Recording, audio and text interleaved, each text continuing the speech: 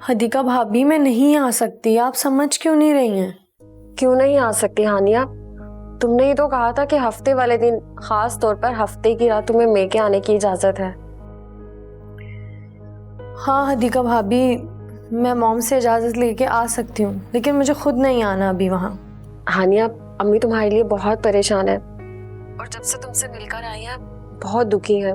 मुझे कह भी रही थी कि हानिया से कहो चक्कर लगा ले, क्योंकि तुम फोन पे तो ठीक से बात भी नहीं करती। अच्छा ठीक है हदीका भाभी, मैं मॉम से इजाज़त लेकर आपको बताती हूँ।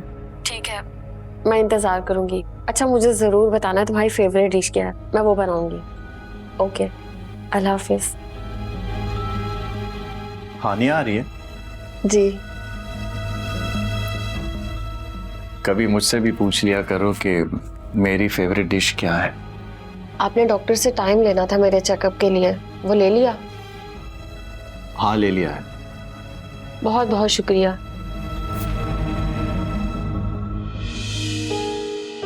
बहुत बिजी रहता हूँ मैं। बैठो। क्या है? अपनी मसरूफियत से टाइम निकाल कर मैं थोड़ी देर के लिए तुम्हारे पास बैठने के लिए आया हूँ और तुम उठकर जा रही हो। मेरी बातों को ताना कह दिया और साथ ये भी कह दिया कि इन बातों से फर्क नहीं पड़ता। ऐसी ही बातों से दिल जलाने आए हैं आप मेरे पास बैठने के लिए।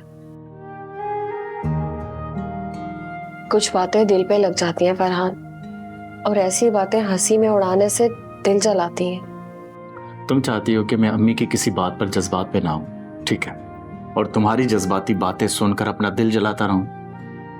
हदीका, तुमने खुद मुझे ऐसा बनाया है और तुम मुझे पहले जैसा फरहान नहीं बना सकती। अब मुझे कोई फर्क भी नहीं पड़ता अब किसी बात से।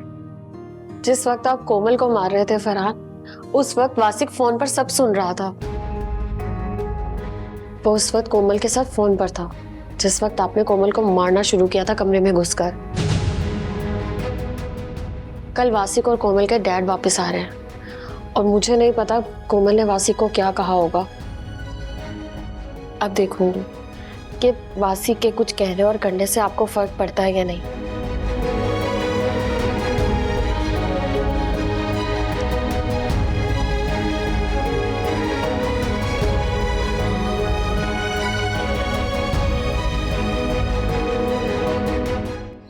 अगर मैं बीच में नहीं आती ना तो बहुत जोर का थप्पड़ लगने वाला था तुम्हें डैड से।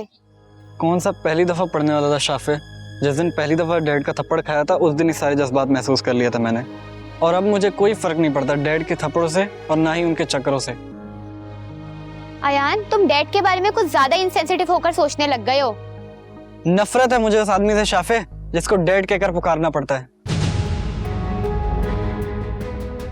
अयान, अब मैं थप्पड़ मारूंगी तुम्हें। तुम जानती नहीं हो शाफे ये फाइक अहमद है कौन। एक ही टाइम पे 20 लड़कियों से ज्यादा अफेयर है इसका। बस कर दो अयान, फॉर गॉड सेक। तुमने कभी डैड का सोशल मीडिया प्रोफाइल देखा है? मुझे जरूरत नहीं है ऐसा कुछ करने की। तुम्हारे फ्रेंड्स तुम्हें ताना नहीं देते होंगे ना? मेरे फ्रेंड्स मेरे डैड को मेरे सामने प्ले बॉय बोलते हैं शाफे।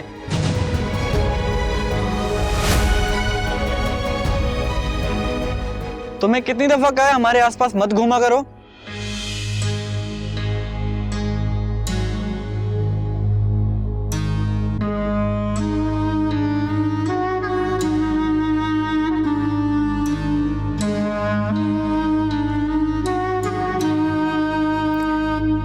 अयान, मैंने फाइनली फैसला कर लिया है। अब मैं ये घर छोड़कर कहीं भी नहीं जाऊंगी। Friends, thank you Shafey.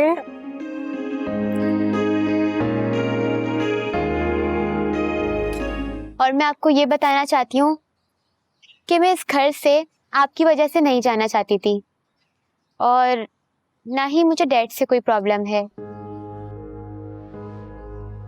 मुझे प्रॉब्लम दादी से है अयान, और अब मैंने सोच लिया है मैं इस घर में ही रहूंगी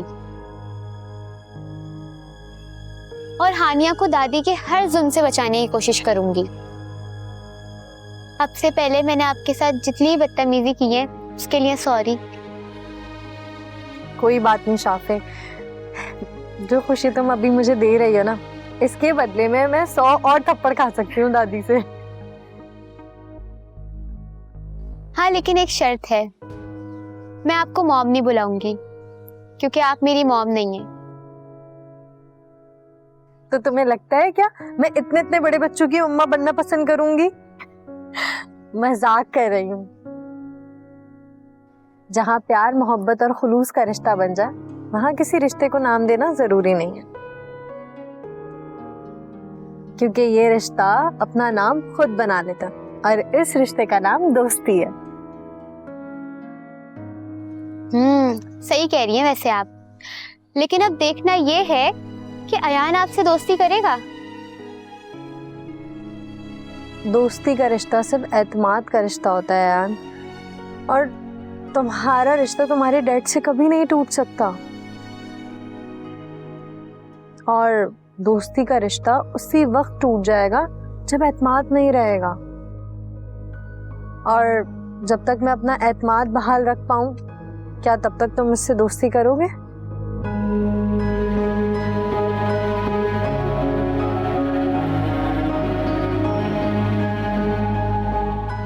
अगर ये डैड के खिलाफ मेरे काम आ सकती है तो ठीक है।